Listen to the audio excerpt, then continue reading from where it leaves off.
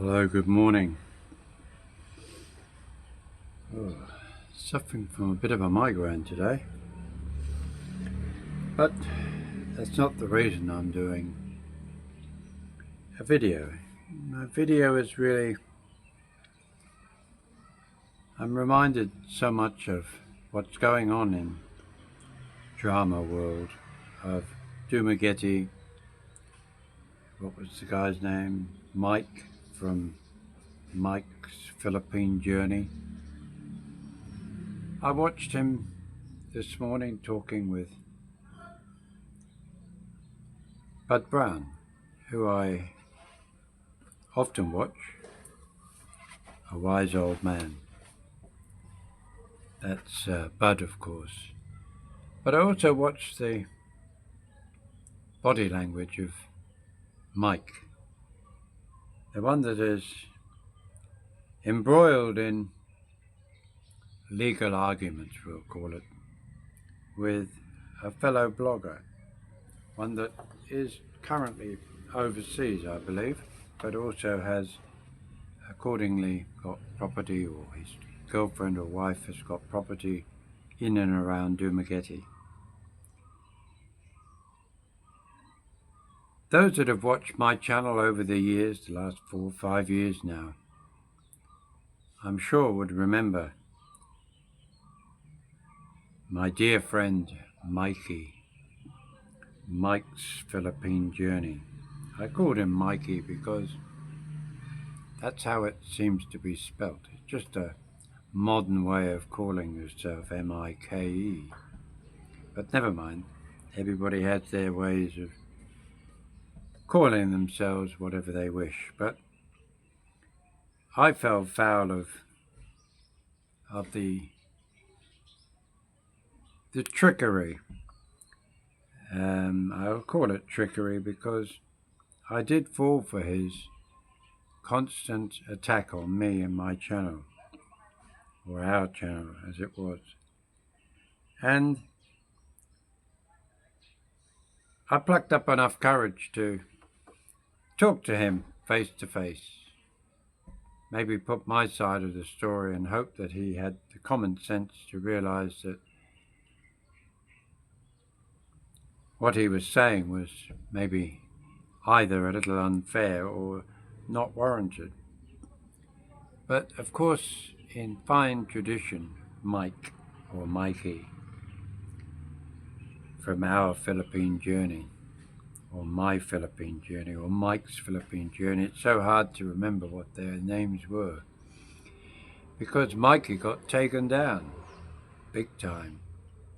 He had quite a successful following of like-minded people who, like Jerry Springer, constantly tune in to more gutter garbage, just like you get on some of the other similar channels here in the Philippines already, and still remaining.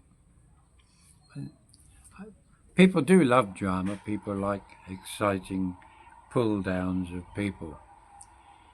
But when I first spoke to him, I responded initially really because he was inferring. And of course, Americans will never say they infer. They say, show me the receipts, show me this, show me that. They'll never admit they're wrong. And this went on and on and on. And then eventually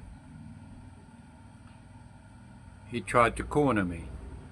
And I'd had enough of him inferring that my then partner was nothing more than a, what did he call it, a 401? No, 403, or why didn't he just say a prostitute or a whore? Americans like to use other words. What do they use them? They give them numbers, or they call them, oh yes, hoe. And for those that remember, Mike had a fun with that one, because every time you saw me saying ho, ho, ho, or my ho, my ho, my ho. And all I can hear when I think of Mikey, is that dreadful expression. But I introduced my then partner by the words that he himself was calling her by innuendo. Those that know me, know my sense of humour, know my sarcasm, would also know that it was tongue-in-cheek.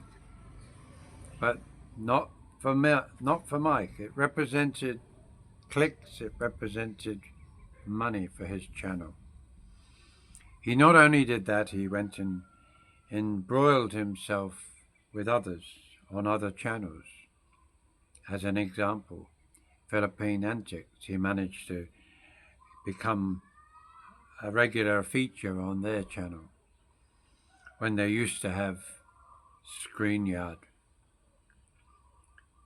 And he also did it on Our Philippine Journey. You know, the one that says, we lives in ivory towers, always talks in the plural, as if his wife is involved intimately in his channel. What a load of rubbish. Anyway, leaving those three aside, I do know what it's like firsthand.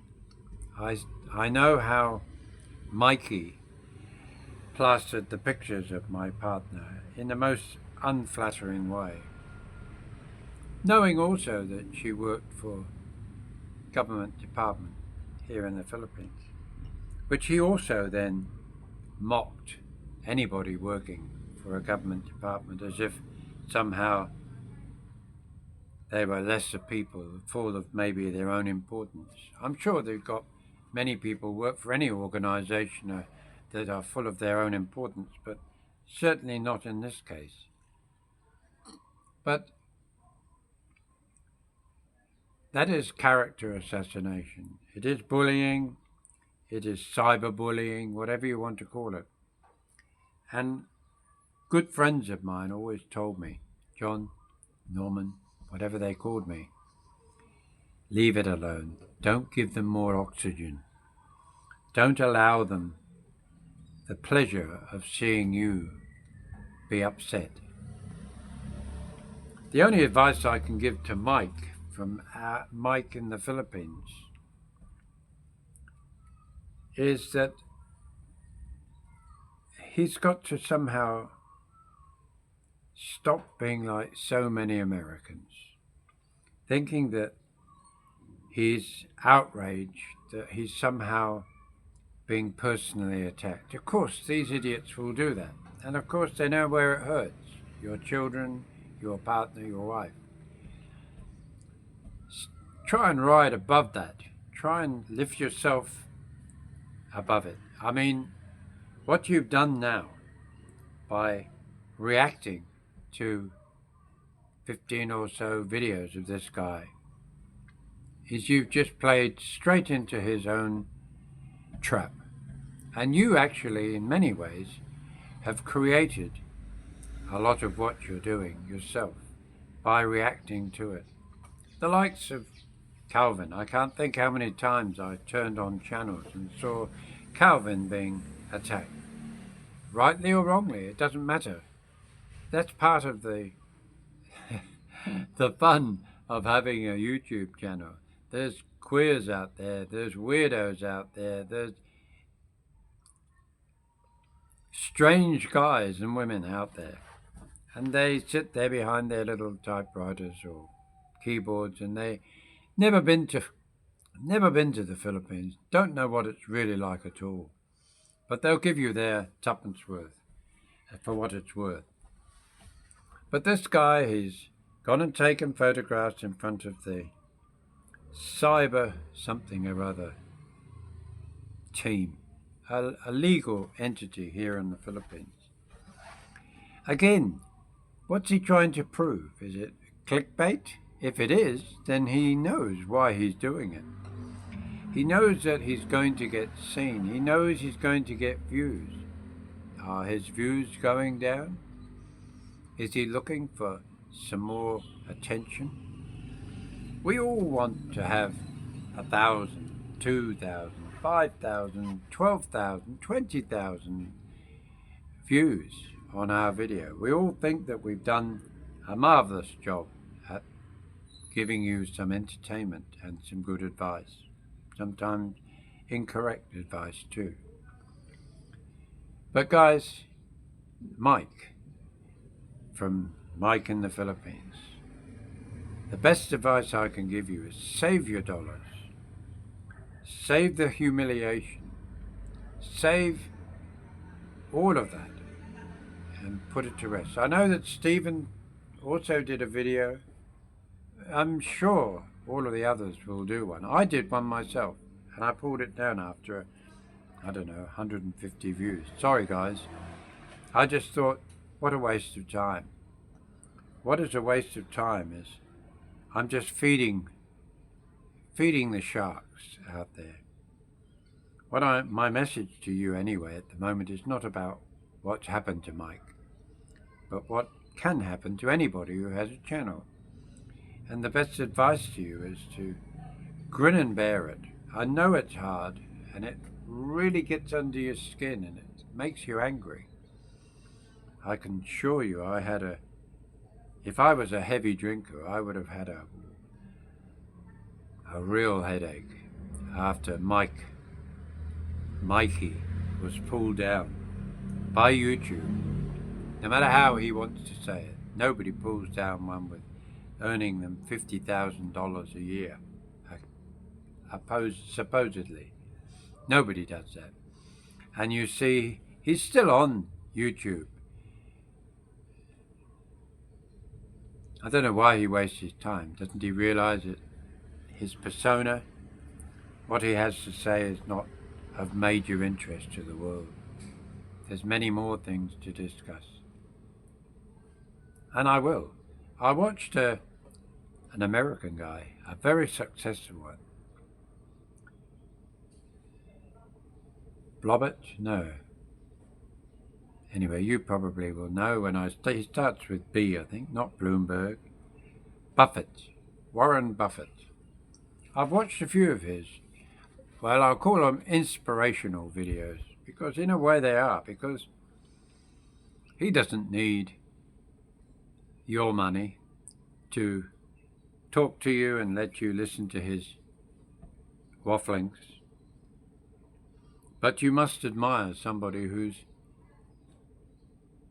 demonstrated in his own life over 90 odd years how to deal with some of the things that you deal with. And one of the things I note this morning when I watched it talks about retirement. Very interesting. If you can get the time, it's probably an hour-long video, but it's well worth the listening.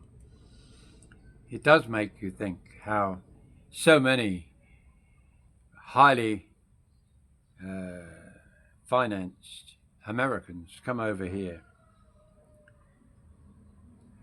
And if you follow Warren's point of view, they're heading for a fall. They really are. Because that's not the answer. Their answer is not like sick grandpa living in 5-star hotels. It's not in building necessarily 20 million peso properties, owning lots of properties. Like Warren said, you can't eat it. It's only a number on a piece of paper. What you should be doing is concentrating on downsizing your life thought, downsizing your way of dealing with every day. There's so much in the West that we don't need. And we have now, the last golden years of our lives, a chance to re-examine where we really should be consolidating our money to the point where it works for you. Not talking about investments, things like that. What you have left at the end of the day when the table is out and you can see what you've got to live on. Get used to having a reset. Get used to rearranging the deck chairs on the Titanic. Because, like the Titanic, we all go down in the end. And I do hope that Mike is able to move on and put everything behind him. Because a punch up in New Gillian, a punch up in Dumaguete, they all make good listening, but they really don't help us decide on making a place like the Philippines, as beautiful as it is, as third world as it is, a place where we can call home and where we can satisfy those desires of a happy, plentiful life here in the Philippines. If you like this video, don't forget, give us a thumbs up, and we'll catch up with you later. Bye now.